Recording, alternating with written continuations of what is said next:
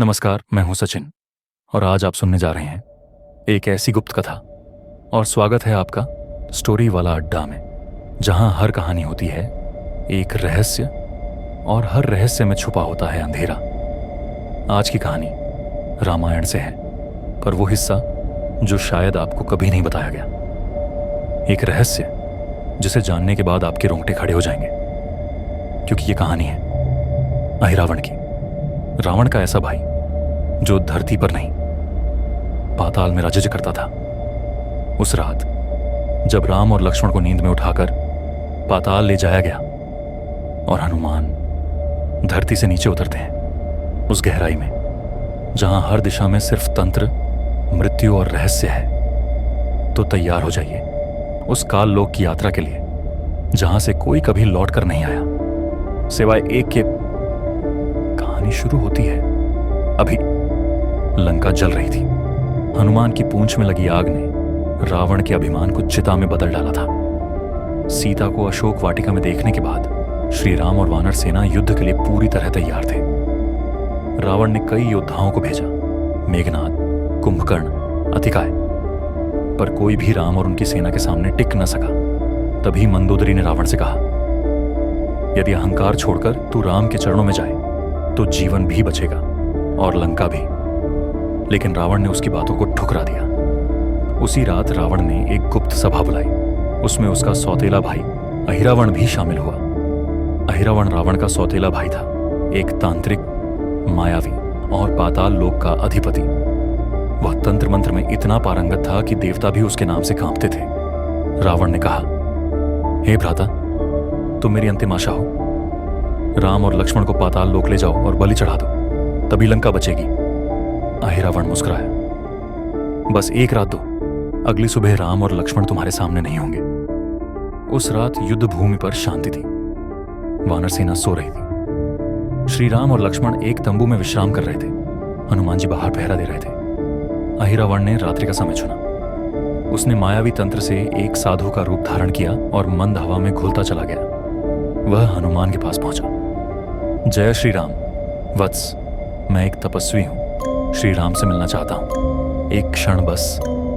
हनुमान संदेह में थे, पर उसके वचनों में कुछ ऐसा मोह था कि उन्होंने उसे जाने दिया। अहिरावण ने मंत्रों से राम और लक्ष्मण को गहरी निद्रा में डाल दिया। फिर तंत्र से एक गुप्त द्वार खोला और दोनों भाइयों को उठाकर पाताल लोक ले गया। सुबह का सूरज उदय हुआ, लेकिन राम और लक्ष्मण के तंबू से कोई हलचल नहीं थी। अंगद, सुग्रीव, जामवंत और अन्य वानर चिंता में एकत्र हुए। हनुमान जी सबसे पहले उस तंबू में पहुंचे और भीतर जाकर जो देखा, उनके हृदय में हलचल मच गई। राम और लक्ष्मण वहां नहीं थे। तंबू में केवल उनकी धूप दीप से सुगंधित चादरें थीं, जैसे कोई उन्हें चुरा ले गया हो। हनुमान ने हवा में सूंघा, एक अजीब रहस्यमयी गंध, जैसे मृत्यु और तंत्र की। उन्होंने मन में चिंतन किया, यह रावण का कोई छल है, पर इस बार गंध अलग है। ये कोई तांत्रिक यंत्र है। जामवंत का रहस्य उद्घाटन।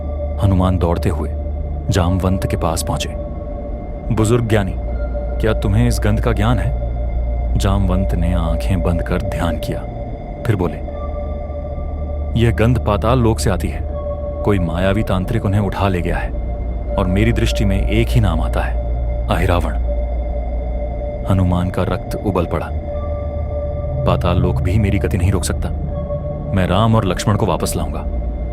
जामवंत ने हनुमान को बताया, त्रिकूट पर्वत के नीचे एक रहस्यमयी गुफा है। वहीं से पाताल लोक का प्रवेश द्वार खुलता है, पर वह द्वार तंत्रों और नागबंध से सुरक्षित है। बिना मंत्र और बुद्धि के वहां जाना मृत्यु को आमंत्रण देना है। हनुमान मुस्कुराए, जहां श्री राम है वहां मार्ग भी है। हनुमान ने तुरंत उड़ान भरी। वानर सेना उनकी ओर श्रद्धा से देख रही थी, जैसे एक अग्नि बादल आकाश चीरता हुआ नीचे उतर गया हो। त्रिकूट पर्वत के तल में उन्हें वह गुफा मिल गई। उसका द्वार श्याम रंग का था और उस पर नागों की आकृति उकेरी गई थी। वहां एक साधु बैठा था। वास्तव में वह एक नागरक्षक था जो पाताल लोक के द्वार की रक्षा करता था। हे वीर वानर, तुम कौन हो? उसने पूछा। हनुमान ने विनम्रता से उत्तर दिया, मैं राम भक्त हनुमान हूं। मेरे प्रभु और उनके भ्राता को पाताल ले जाया गया है, मुझे मार्ग दो। नागरक्षक ने कहा, पाताल लोक में केवल तांत्रिक बल नहीं चलता, वहां श्रद्धा, भक्त और ज्ञान ही कुंजी है। यदि तुम सच्चे हो तो यह द्वार अपने आप खुल जाएगा। हनुमान ने नेत्र मूंद कर श्री राम जय जय राम का जप शुरू किया। गुफा कांप उठी, द्वार की नागशिलाएं फट पड़ी और मार्ग खुल गया। जैसे ही हनुमान पाताल में उतरे, वहां की हवा भारी और भयावह थी। चारों ओर अंधकार, रहस्यमयी संगीत और पिघली हुई राख की गंध थी। वहां यक्ष, राक्षस और प्रेतात्माएं घूम रही थीं, हर कोई भयभीत, लेकिन एक नाम से डरता हुआ, अहिरावण। हनुमान ने एक बूढ़े राक्षस से पूछा, राम और लक्ष्मण कहाँ हैं? उसने कांपती आवाज में उत्तर दिया, वह महायज्ञ की तैयारी कर रहा है। पूर्णिमा की रात को वह उन्हें बलि चढ़ाने वाला है, पंच बलि यज्ञ में। हनुमान अब पाताल लोक में थे। यह कोई साधारण भूमि नहीं थी, यह तांत्रिक शक्तियों और मृत आत्माओं की नगरी थी। चारों ओर धुआं, हड्डियों के स्तंभ और मंत्रों की धीमी कंपकंपाती गूंज थी। हर जीव वहां भयभीत था, लेकिन जो नाम उनके होठों पर कांपते हुए आता था वह था अहिरावण। हनुमान एक गुफा से गुजर रहे थे जब अचानक एक बूढ़ी राक्षसी सामने आ गई।